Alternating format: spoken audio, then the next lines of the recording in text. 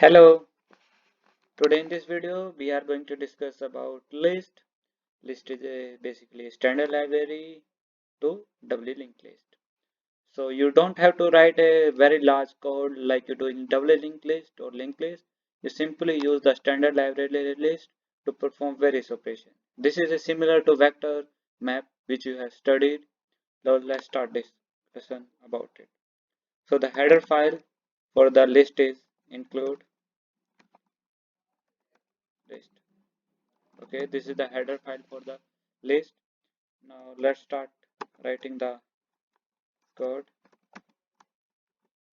So int main, first we will take the how to take input in the list. This is somehow similar to array input. For input, what we have to write is list. Then we have to write what type of data we are going to put in the list. Suppose we want to put the integers, then we have to write int. Or we can also write, we can also take the string if you want to, but I'm taking the integers. Okay, then like array I can pass the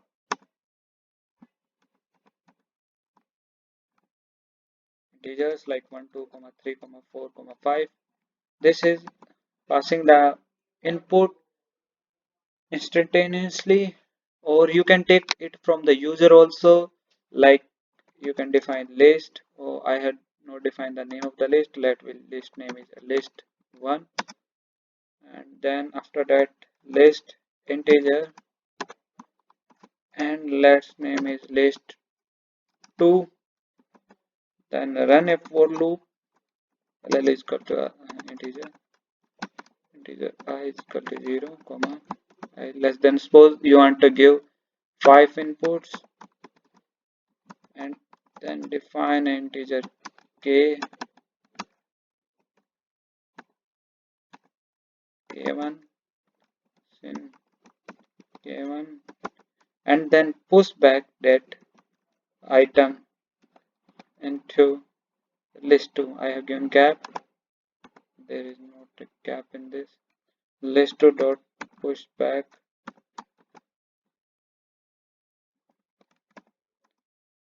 that is k1. So like this we have to do.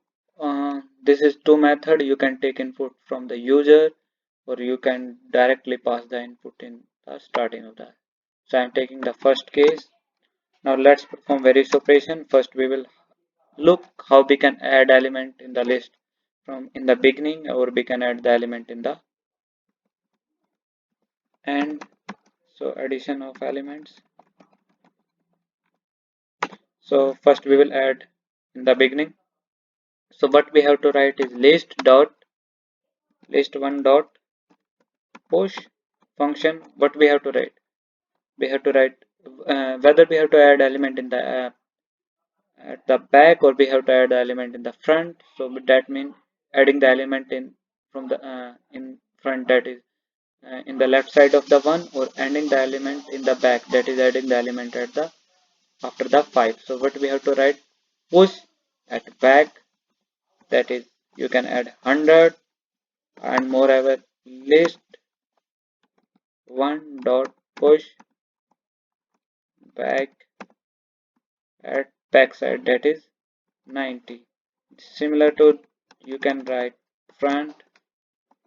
Okay, so this means 90 is added at the front and 100 is added at the last of 5. So let's start to print it. So for loop, so I am using auto.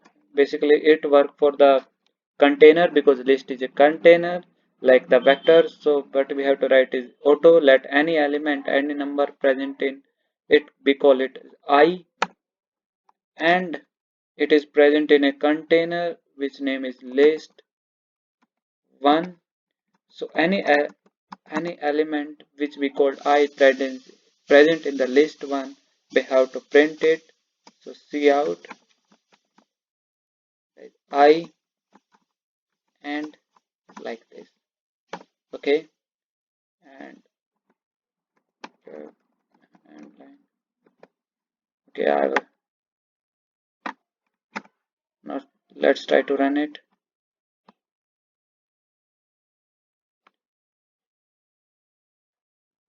So you can see 90, 1, 2, 3, 4, 500. 90 is added in the front and 100 is added at the back side. This is how we can use this list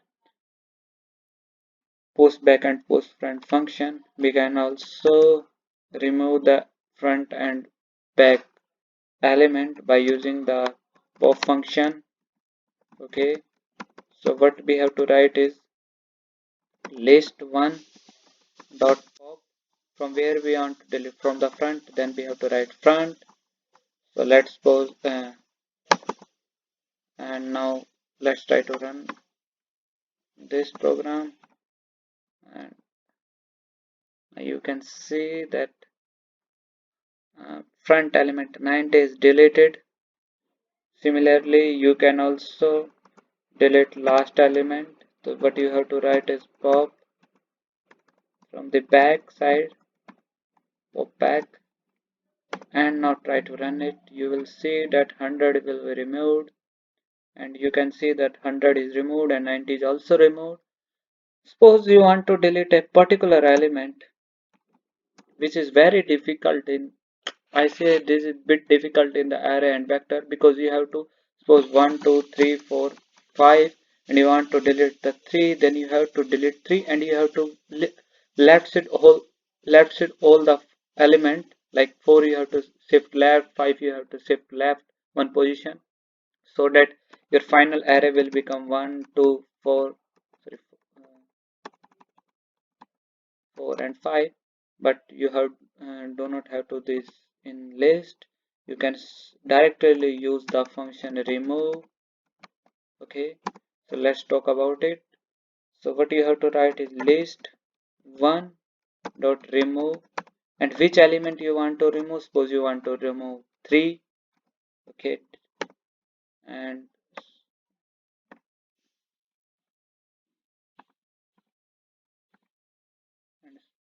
let's try to print it. Okay, now I have removed 3. Then we will see that 3 is removed and automatically position is handled automatically. Now suppose you want to, this is a very uh, good concept and very good function. Now you can also use the sort algorithm in this list also, sort. So what you have to write is now look, 1 2 3 4 is automatically sort. Let's put some item in list 1 so that I can show you how the sort function work. List 1 dot, let push some element, push at front, let push 100, so that it is not a sorted order. Now list 1 dot sort, this is how we can call, and now let's try to run it. Now you can see that I had 100 at the front. Now when I sorted it goes at the last. You can also reverse the list also by using the function reverse. Okay, so what you have to write is list 1 dot reverse, and that is going to be reverse your list, and control V.